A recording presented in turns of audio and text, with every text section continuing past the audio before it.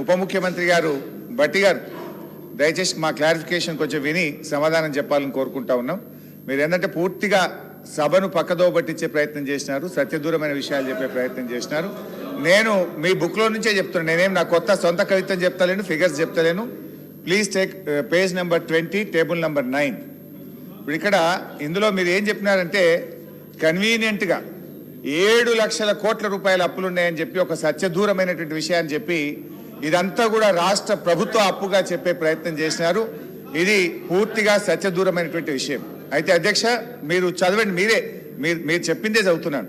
ఒకటి first serial number 1 FRBM loans for 2023-24 3,89,673 కోట్లు చెప్పినారు. ఇది ఎప్పటికీ మార్చ్ 2024 నాటికి, అంటే ఇంకొక వచ్చే 3 నెలల్లో చేయబోయే అప్పును కూడా ఇందులో కలిపి మీరు మొత్తం చెప్పే ప్రయత్నం చేసినారు. Point number 1.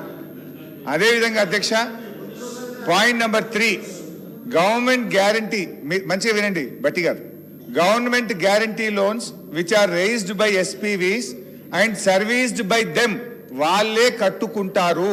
అదెంత? 95,462 కోట్లు. Number 4 non guaranteed loans which are raised and serviced by SPV corporations institutions, ప్రభుత్వం గ్యారంటీ ఇవ్వలేదు, అవి వాళ్ళే కట్టుకుంటారని మీరే చెప్పినారు. ఆ రెండు కలిపితే 1,54,876 కోట్లు.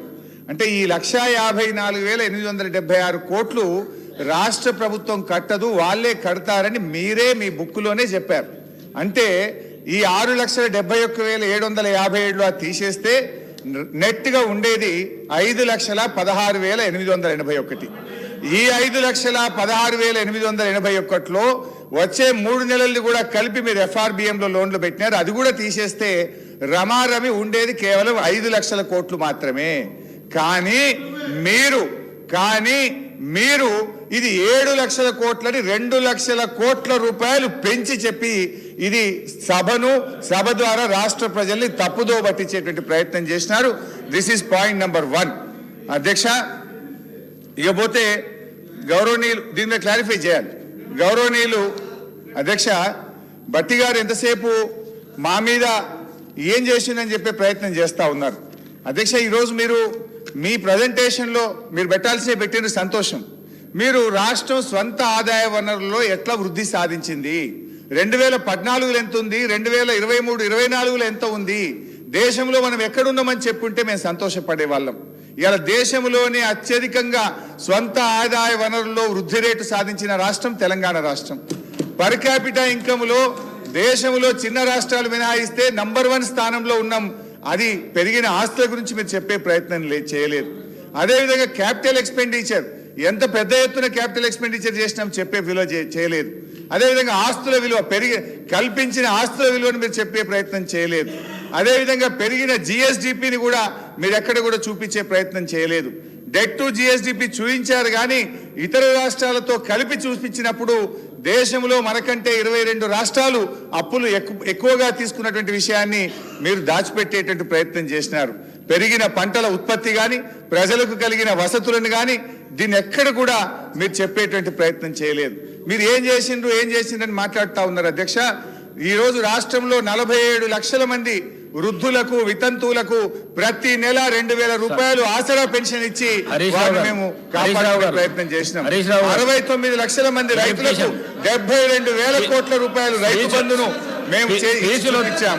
13,50,000 పేదింటి ఆడపిల్లల పెళ్లిలకు కళ్యాణ లక్ష్మిగా మేము సహాయం అందించాం.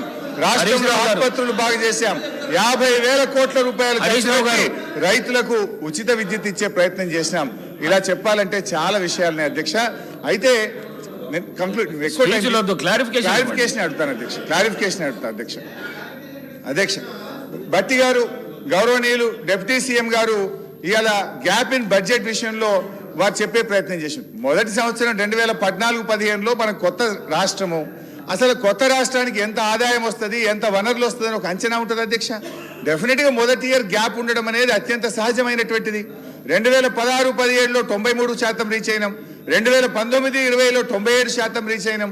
తర్వాత కరోనా వచ్చి పెద్ద నోట్ల రద్దు వల్ల ఆర్థిక మాంద్యం ఏర్పడి కేంద్ర ప్రభుత్వం యొక్క సహాయ నిరాకరణ వల్ల తదుపరి కొద్ది సంవత్సరాల్లో గ్యాప్ ఉండొచ్చు, కానీ అదేదో ఒక తప్పుగా వారు చూపించేటువంటి ప్రయత్నం చేస్తా ఉన్నారు అధ్యక్ష.